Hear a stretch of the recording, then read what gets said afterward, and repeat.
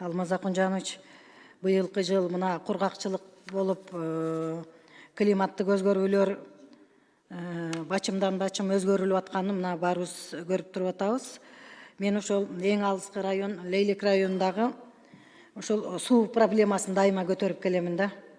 Бизде ошол Лейлек районунда Жаңы Жер айыл өкмөтүн, ошол жерде Жаңы Жер айыл өкмөтүндө Арыкка Каскад насостук станциясы, бул абдан элдин тагдыры.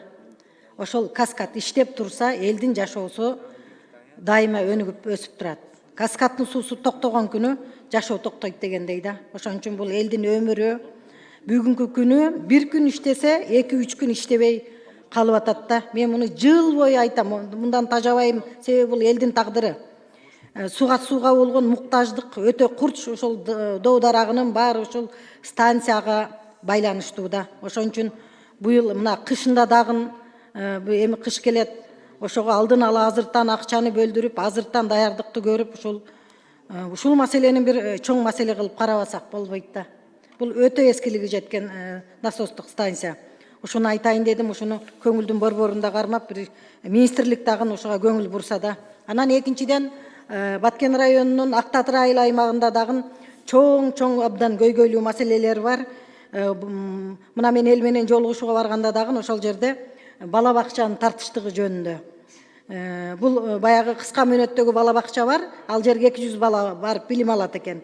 Жатак бала бакчага мына бүгүн 270 балага орун жок, кезекте турат дейт да. Ошон үчүн бул бала бакча керек, Актатыр айыл аймагында дагы. Анан бул ушул айылдын эле үй бүлөлүк дарыгерлер тобу дагы демеден райондон 35 чакырым алыстыкта тургандыктан эл ошол тез жардам машинасына муктаж болуп турат. Ошол жергиликтүү тургундар үчүн ошол тез жардам унаасын бөлүп берүү жагын суранышты эле мен.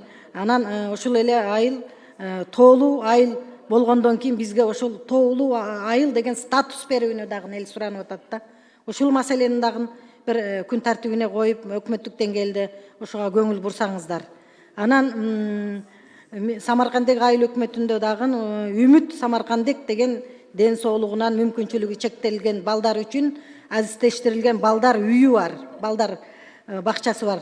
Ошол өтө тар болуп атат, ошону кеңейтип берүүнү суранышты эле. Мен муну да айтып өтөйүн. Анан Рабат айылы.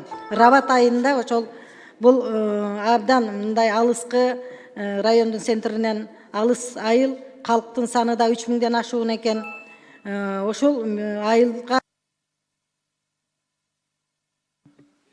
Рахмат.